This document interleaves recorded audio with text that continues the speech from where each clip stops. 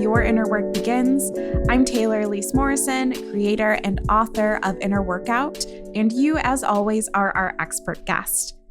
Thanks for being here today.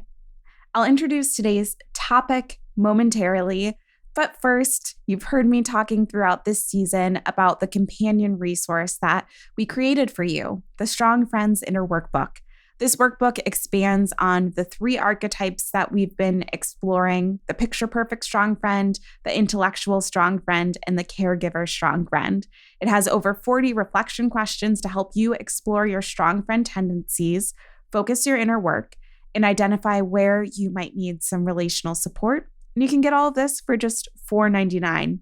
So you can find it at the link in the show notes or by going to bit.ly/strongfriends. That's bit.ly/strongfriends plural. Today on the show, we have a guest that I am so excited about, Oludara Adeeyo. She's a mental health therapist and the author of 2 books, Self-Care for Black Women and Affirmations for Black Women, a journal.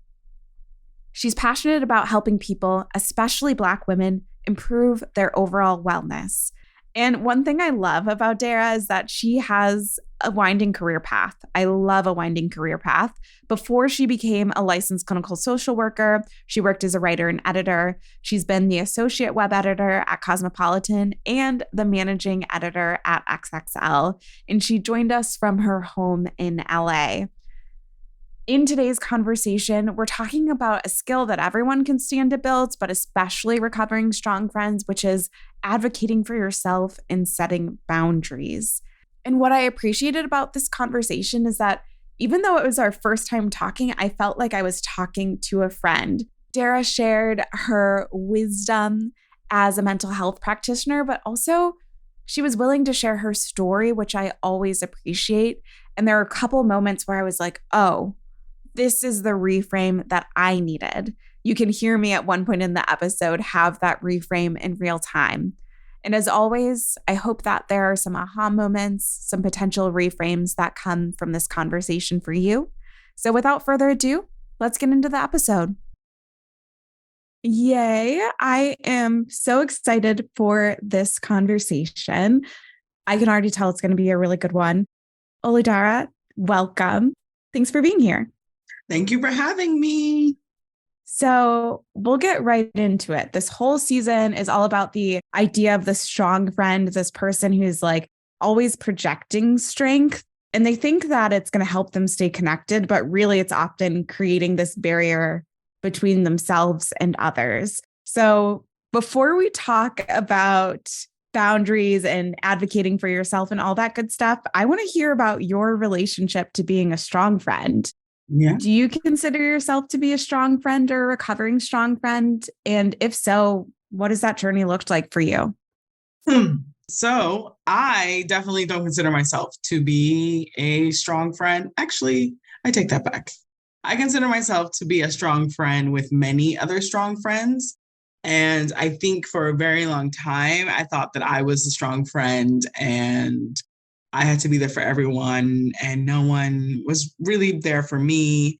And it took some working some of my own inner healing to realize that it wasn't that I had to be the strong friend. It was that I was making myself the strong friend and I wasn't relying on my circle of friends and I wasn't trusting my circle of friends to be strong enough to handle life stuff because, I definitely have been burned by people and we all go through that, where we just feel like we've been burned by people and we're like, okay, we can't really trust people. But I definitely, little things happened in my life where I was like, okay, I really need to lean on my friends. And my friends showed up. And so I had to start believing that I need to trust that I have friends who got my back. And so now, yeah, I'm definitely, I don't feel like I am a strong friend, meaning that I will be there for my friends. I got their back. I'm ready to pull up whatever we need to do. And I trust that they are exactly the same. I love that. And that piece that you were saying too about sometimes it takes building trust. I'm familiar with that narrative and other guests have talked about that narrative too of thinking that people aren't going to show up for you, but then you tiptoe and you ask for something and they help. And you're like, Yeah. oh, I can ask again. Yes. I am supported.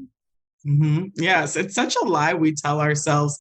I mean, there are many things like I think a lot of us experience things with like caregivers growing up who weren't as supportive and just different things. And then, yeah, you really do build up that narrative, like you said, that you're just like, it's always got to be me. And then double it, I'm a Black woman. Like that's the narrative I've been told because my surroundings back that up. Anytime I'm in certain spaces that aren't safe for Black women, whether it's work, school, whatever, you definitely just build up that barrier and that like idea that like I've got to do it myself because no one else is going to do it for me. So then you carry that into your intimate relationships and yeah, it damages you and your relationships. Yeah. I want to lean into something that you just mentioned about the reality that many of us people who are listening like are sometimes in spaces where it isn't safe, either because they're a Black woman or some other part of their identity. And that's actually part of why I was interested in speaking to you, Dara, is because I've seen you like from afar do this for yourself, advocate for yourself, especially at work. And it's like, yes, you have experience as a mental health practitioner, but you've also lived it. And Yeah. I know, well, I'll pause there. What were you going to say to that?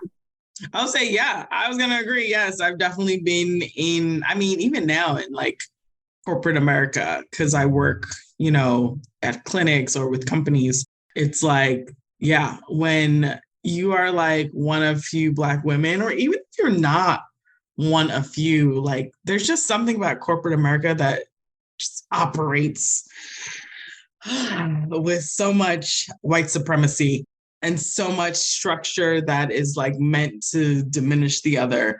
And also just as a Black woman in these spaces, it's just like so much is expected of me, but then such little support is provided to me. And it can weigh on you. I felt that. And when you did that big, like, it was like not just a sigh for you, it was like a sigh for all of us, because I absolutely resonate with that. And something that's interesting, even though we can be aware of that dynamic, I know that I've experienced, and I wonder if people listening to have experienced, where we know that there's dynamics that are a little off, but we're afraid to set boundaries, or we're afraid to speak up for ourselves because we're like, it's going to blow up in my face. It's going to ruin the relationship. So I kind of want to like look at the other side of things. What can happen in our relationships when we aren't willing to advocate for ourselves? When we aren't, like we don't advocate for ourselves. Yeah, like if we continue in that space of like not advocating, just being quiet, just sitting there and taking it, like if we play that tape out, what could happen to us? So many things. Like internally, your self-confidence depleted. You also don't build authentic relationships. Like you build relationships that don't honor who you are or who you want to grow to be. When we don't advocate for ourselves, we form friendships and relationships that aren't authentic to ourselves. They aren't supportive. And so then we end up with even more trauma from just like relationships that we weren't meant to be in. And I'm not just speaking romantic, friendship, work, whatever. And you're just not honoring your like inner intuition. So you begin to trust yourself less and you trust others. And I think it could just really lead to just like poor mental health. It can lead to just a poor overall life experience because you're just really denying yourself of just the authenticity that you can have in this life if you're not, advocating for yourself. Thank you for laying that out for us, because I think it's really common and easy for us to get in our heads and be like, well, if I speak up, then it's going to ruin everything, and kind of catastrophize around that. But we don't often sit and think, okay, well, if I keep things the way that they are, here's what can happen. And I don't know about you, but I'm like, I don't want to be creating inauthentic relationships. I don't want to be not able to trust myself. So then that means that like, I'm probably going to have to set boundaries. I'm probably going to have to speak up. I'm wondering, what are some signs that it might be time to set a boundary in our lives? Mm. Oh, that's a good one. Some signs that you need to set boundaries. I definitely feel like it's if your health is taking a hit, whether it's your mental, physical, or spiritual health. I definitely feel like you need to take a temperature of yourself. Like, okay, am I not acting like myself? Am I making decisions that aren't in my benefit? Also, if you're just exhausted, and I feel like you need to be honest with yourself about that. Like, you got to be aware of it. Because I feel like sometimes we can just like push ourselves to the limit. And, everything I think in like Black women, because those are the people I like speak to and you know, I identify with. But it's like sometimes as Black women, we can definitely push ourselves to the limit and feel like, okay, well, we're good at compartmentalizing, right? Because that's kind of what we have to do in our life. We have to like mask and compartmentalize things just because of the things we deal with. Even if you're not Black, like just all the different identities you have that are marginalized. Sometimes you live in a world where you have to accept that, yeah, I'm going to be mistreated because of my identity, but I'm not going to let it impact me too much. Like, I may encounter microaggression, I may encounter something hurtful, but it's not going to be the end all be all, and it's not going to define my life. But yeah, you sometimes don't even realize that you need to create boundaries. So I feel like, yeah, the first thing to go is your mental health, is like your hygiene, is your sleeping pattern, your eating pattern, how you show up at work, whether you're still performing well or not. If you're isolating, sometimes. So, like, those are symptoms for me as a mental health practitioner. Those are symptoms for me of like there's something going on mentally. So, I feel like, yeah, if you feel depleted, time to make a boundary. Yeah. And it's easier said than done. As are so many things when we're talking about like caring for ourselves and inner work. And you said something interesting there too, that like sometimes we don't know that we need a boundary. I'm wondering if it would be useful to just kind of like do an audit and Yeah. almost proactively be like, okay, what are the ways that I'm relating to people? What are the ways that people have Mhm. access to me or are communicating with me or these different places? Is there a way Mhm. I can tighten that up a little bit? Or is there a way I can clarify the expectation before it gets to the place where your mental health is failing, where you're not able to sleep Yeah. and all of these other things, which is, again, easier said Mhm. than done because I was talking with someone last night and she's a social worker and she was saying like so many times she works with people who are in crisis because again, especially for Black women, if it's like, okay, I can muscle through it, I can handle it.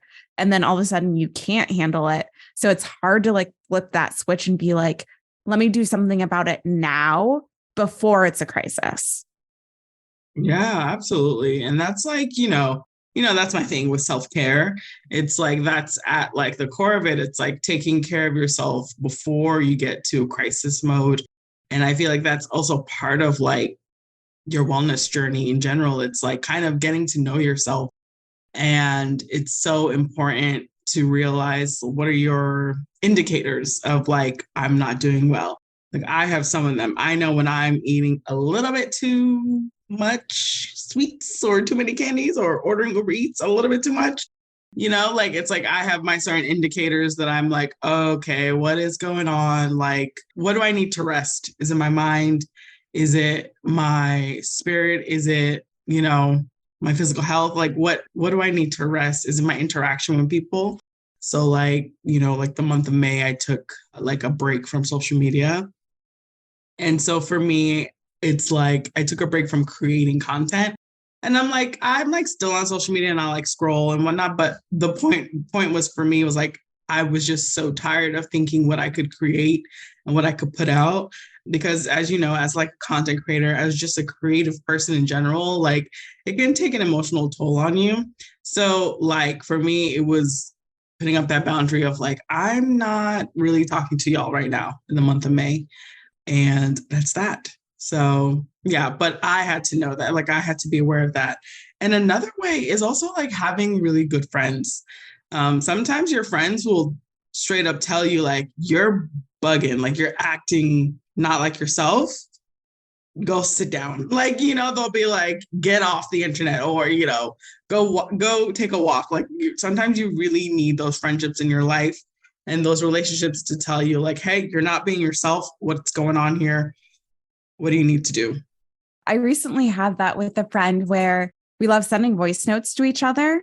And I had to be like, I just want to reflect back to you that, like, for the last several voice notes, you've talked about how you're feeling overwhelmed, you're feeling underwater, etc. And like sometimes it seems like, oh, that was one day, that was blah, blah, blah, blah. But when a friend can be like, oh no, there's actually a trend here.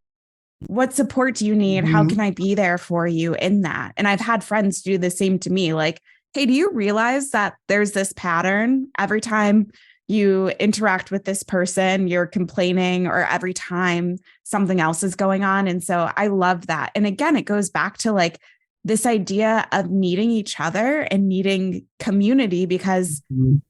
we all have blind spots. We can't see everything. That is so true. I remember when I worked in journalism. I mean, I still do now, but when I was a magazine editor, I like hated it. This is right before I left and decided to go get my master's in social work.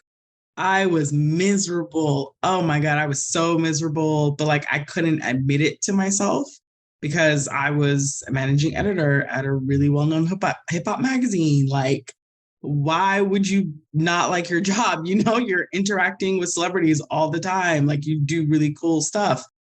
But I was just like so over it. I was overworked. And a friend literally, well, we're not friends anymore, but like someone who I was a friend, someone I was friends with at the time, she was like, I mean, you just sound like you're depressed. So what are you gonna do about it? And I'm like, and I think it was in that moment that I was actually like, oh wow, okay, something actually has to change here. And it's the job. And quickly I like just like left, resigned. And it, gave everyone whiplash when I did it. But like, yeah, sometimes you really need people to reflect back to you. This is what's going on. You need to like sit down and see what's going on in your life. And let's try to make different moves so you can feel better. So And I think that's important. So it's not like we're like out here calling in friends just to be like, hey, you don't have it together. No, it's because we want you to feel better. mhm. So, for those of us who are used to being there for everyone else, used to saying yes to every request, whether that's at work or at home in our personal lives, the idea Mhm. of like considering our needs and then also communicating our needs, that's kind of intimidating. So, what would you recommend for people who are like, I probably need to do this, but I don't know where to start? Yeah. I say start small and start safe. And what I mean by that is start with something small, as such as speaking up about what you want to get at the store, and start safe with like a friend you trust, someone who's like not going to gaslight you or make you feel bad for speaking up for your needs. So I feel like that, doing that will help you to build up the courage to keep doing it.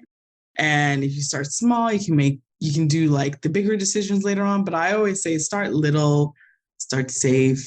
Yeah. Smart and safe. I really like that. Sometimes people can get, and I can speak from the eyes. Sometimes I can be like, I need to set boundaries. I need to do it in this big, flashy way. And like, we can overwhelm ourselves or psych ourselves out and never do it, never end up communicating because we're trying to do like a big conversation with our boss. And I love how you were like, maybe you just need to speak up about what you want at the store first. Yeah. Build that muscle a little bit before you talk to your boss. Yeah. Speak up about your plans with your friends or someone, that you're afraid to like say it. a lot of times we're more so afraid of people's emotions than we are of like just saying our needs. Cause it's like we know our needs, but we're afraid to say it because we don't know how the other person's going to react. So that builds up a lot of anxiety because we're afraid we're going to get rejected. But if you start with people who you know love you and want the best for you, and literally support anything you do, like you'll be surprised. They'll literally just say, "Okay, I can give you what you need, whatever it is, emotionally or physically." So, yeah. And on the other side of the coin, I was in a workshop last night. The topic of boundaries came up because I feel like it comes up a lot, especially it was a group of Black women. And something that was surfaced is because there's all this talk about boundaries, some people have more or less maybe emotional intelligence in communicating those boundaries. And it can be a lot. It can be like dysregulating. It can be kind of confronting to be on the receiving end of someone else's boundaries. And even sometimes, like it could be a situation where someone isn't communicating them well and it is literally harmful. But sometimes I know for me, it can be the most like benign request. And all of a sudden I'm in my head and I'm like, I did something bad. They had to set this boundary because I was doing something wrong. So do you have any tips for like navigating that dynamic of receiving someone else's boundaries? That's a good one. I think in life, we have to remember that often things aren't about you. Like someone isn't setting up a boundary because of you, or you're not doing something because of someone else. I think what I'm trying to say here is that like, get over yourself. But I don't want to sound mean, right? Like, it's like, I absolutely understand, like, when someone, well, because now I'm trying to think of an example. What's an example of this? If you meet someone and they set a boundary, because I guess what's coming to my mind now is like the difference between boundaries and rules. And the difference between boundaries and rules, it's like a rule is something that someone is asking you to do, whereas a boundary is something that you do. So it's something that someone does for themselves. So when you're on the receiving end of someone maybe like not answering their phone after 9 p.m., it can, and like you text them and maybe they didn't communicate that they don't answer phone calls after 9. It can feel like, oh, well, maybe they just don't want to talk to me, right? You start creating all these narratives about them in your head. But I guess what I'm trying to get at is that often we can't assume. We just can't assume.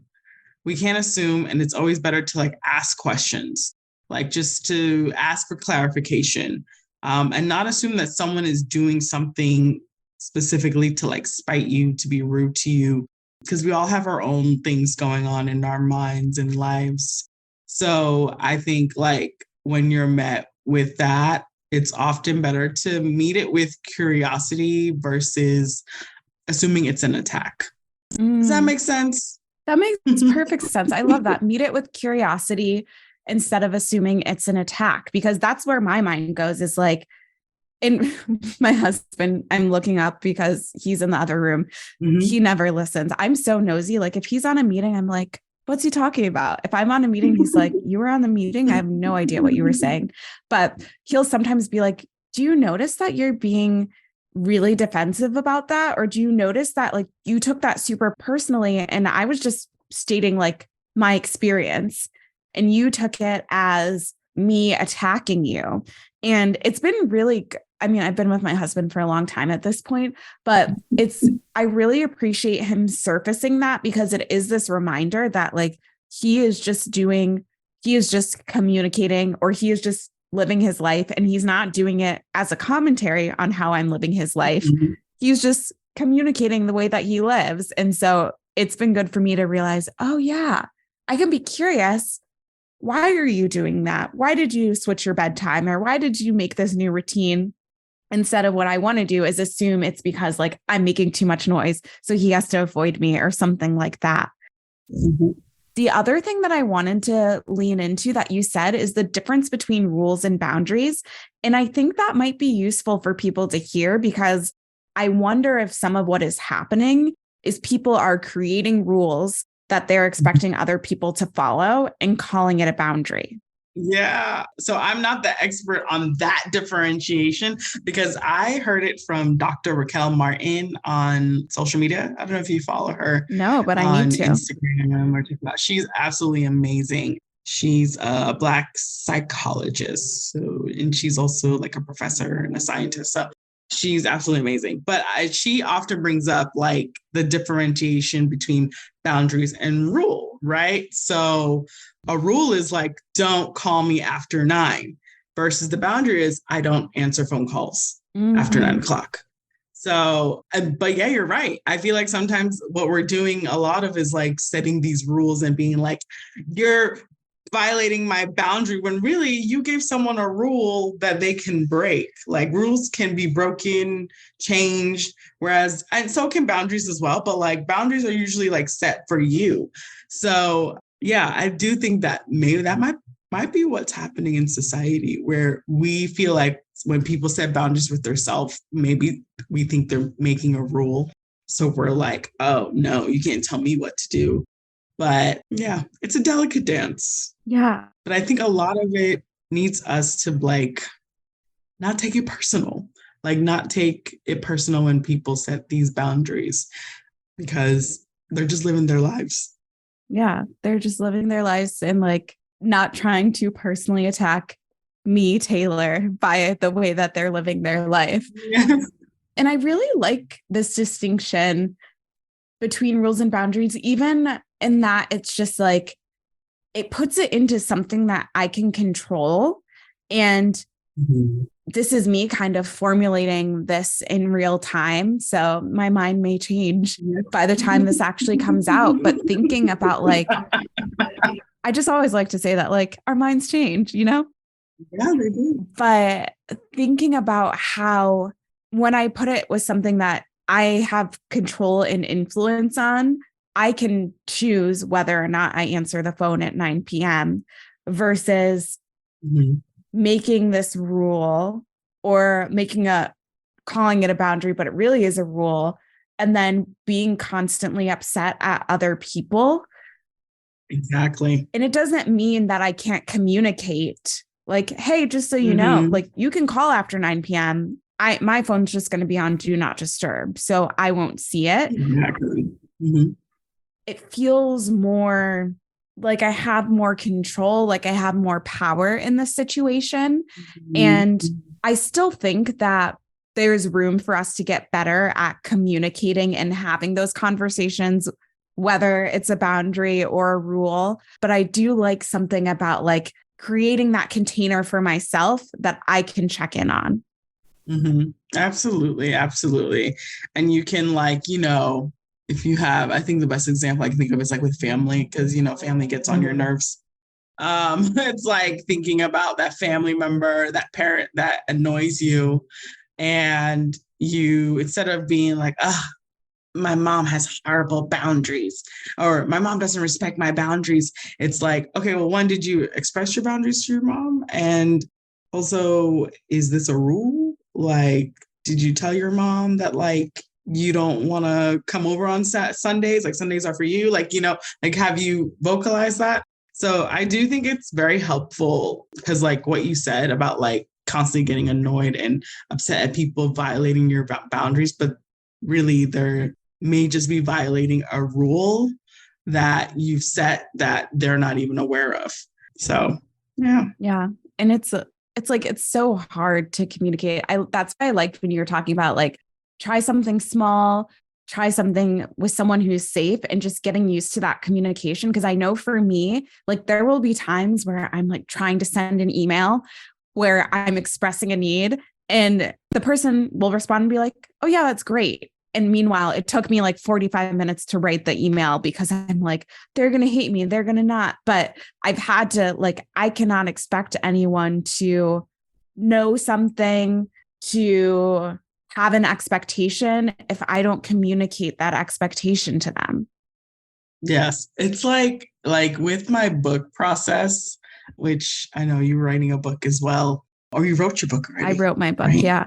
So I remember with my second book, I got like the art back and I didn't like it. I didn't like the colors. I was instantly like, what the F is this? Why would they choose this colors? This is so ugly. Do you know this is borderline this? Like this is seems off race. I was just like so upset about it. And I was talking to my friends about it.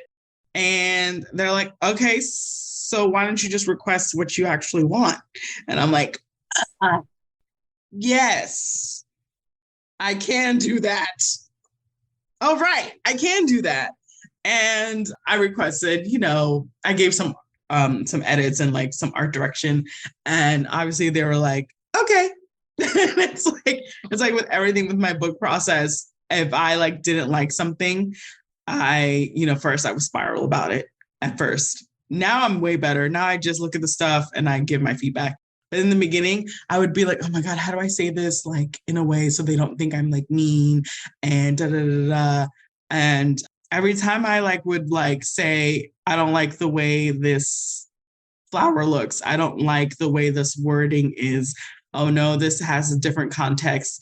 And they would always just be like, okay. Like my mind would be blown because I'd be like, what do you mean? Like, it's okay that I'm requesting these things just because I wasn't used to it in the workspace before. And so that taught me that like, yeah, like you can ask for your needs. And if someone says no or something, like you can work through that as well. Because I feel like sometimes we fear being told no and fear that we won't be able to handle the emotions that come with that. So, And that gets back to the kind of like the building up of trust. Like when you start to do it, you realize, oh, it is possible for a request to be honored. And that can be especially hard. Like you just said, you hadn't necessarily experienced that in a work context before. So it makes sense that wouldn't. I feel like this whole anecdote like just drove home so many things that you shared because like it makes sense that you wouldn't have had the perspective, oh, I can just make this request because that wasn't what you experienced before.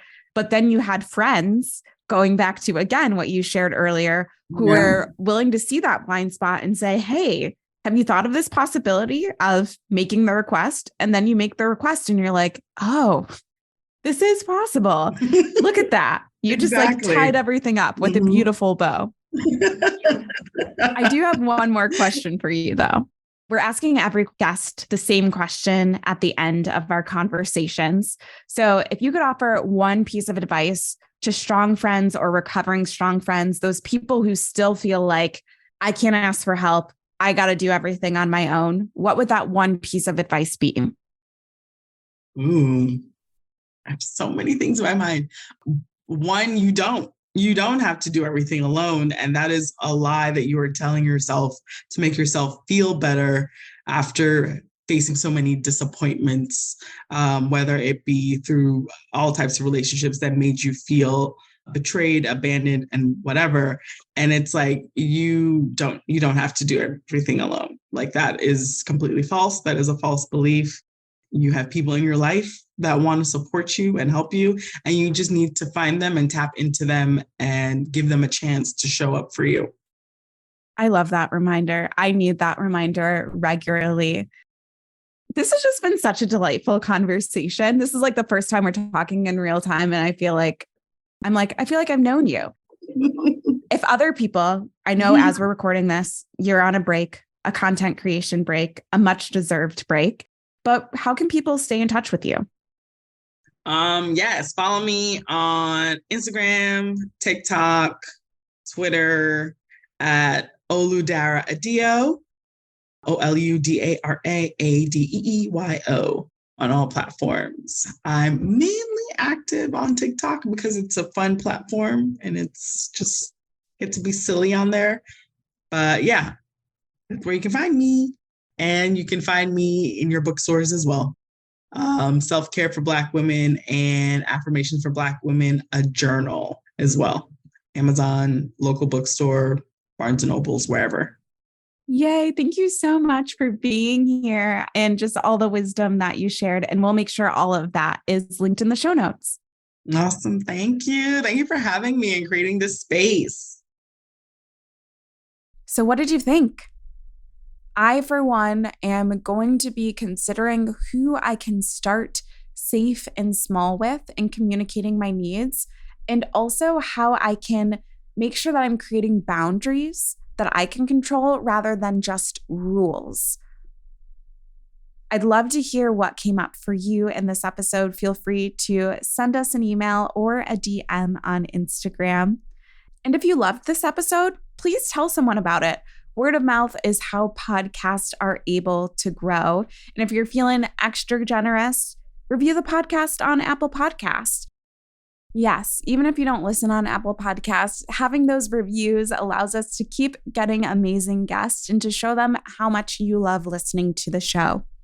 Before we close it out, I'll leave you with a friendly reminder that if you want to go deeper in work around being a strong friend, make sure you grab the Strong Friends Inner Workbook.